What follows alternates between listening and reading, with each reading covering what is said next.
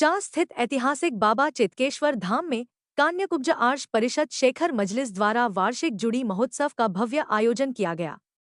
इस अवसर पर पूरे झारखंड से हजारों की संख्या में श्रद्धालु पहुंचे और गंगा दामोदर नदियों से पवित्र जल भरकर बाबा चितकेश्वर महादेव का जलाभिषेक किया। महोत्सव के दौरान भव्य सांस्कृतिक कार्यक्रमों का आयोजन किया गया, जिसमें श्रद्धालु भावविभोर होकर सहभागी बने।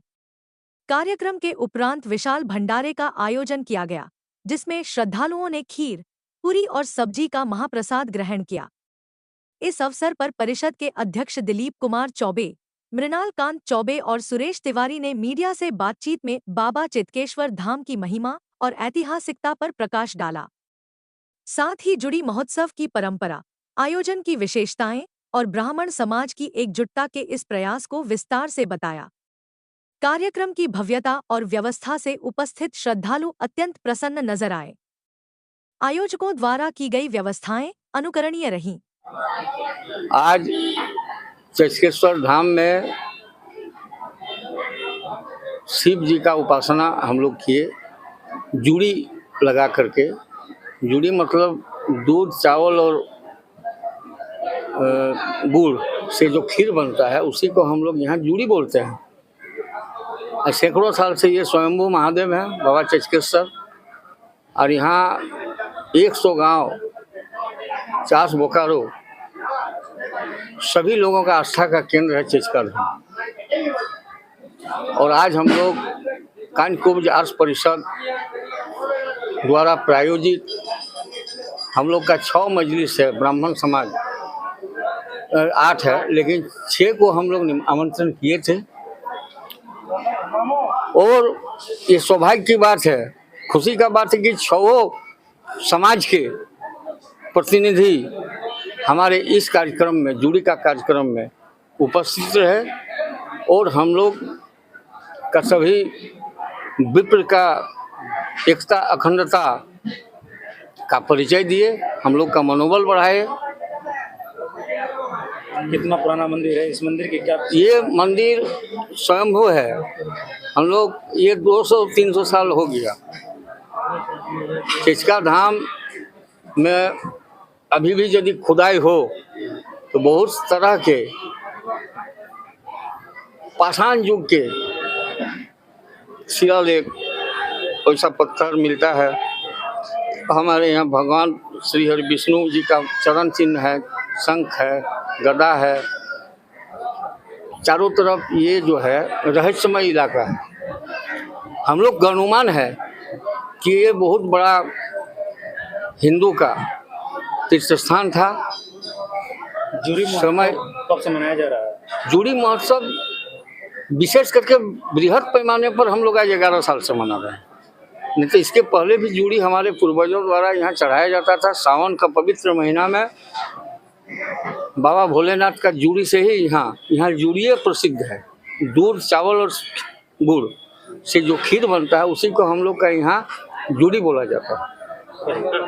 आज आर्ष परिषद शिखर मजलिस के द्वारा आयोजित एक चितकेश्वर मंदिर में जूड़ी प्रसाद का आयोजन किया गया।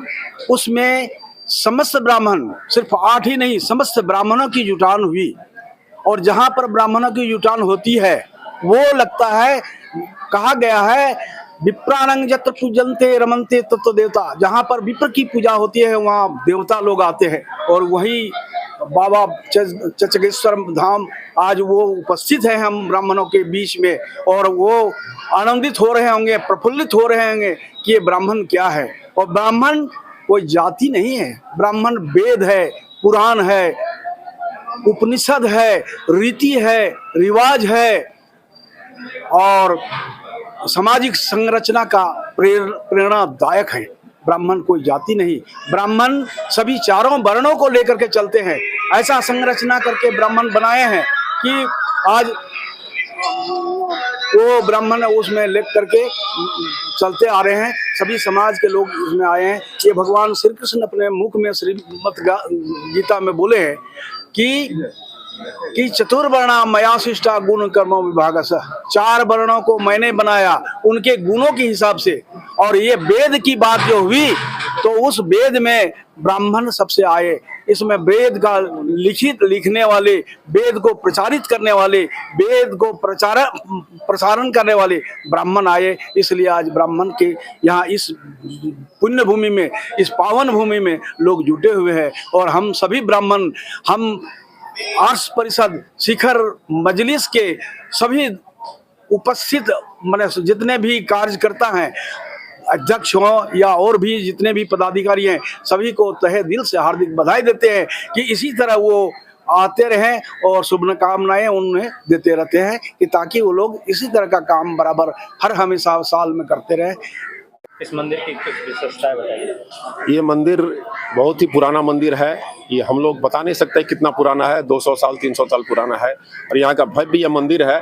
बगल में यहाँ झरना बहती है, दामोदर नदी के में जाके गिरती है, एक बगल से नदी गिरती है। मस्त माने बहुत ही अच्छा झरना है, बहुत मनोरम दृश्य है। और बाबा चेतकेश्वर का यहाँ आशीर्वाद सब पर हमेशा बना रहता है। और ये जुड़ी महोत्सव इन लोगों ने ये जो 11-12 साल से चल रहा है, ये बहुत ही भव्य होता है। बहुत व्यक्तियों की जुटान होती है, सारे विप्र समाज, ब्राह्मण समाज से सारे लोग आते हैं और बहुत ही मनोरम मिलजुल कर अब एक पारिवारिक भावना को लेकर के सभी लोग ये पर्व मनाते हैं।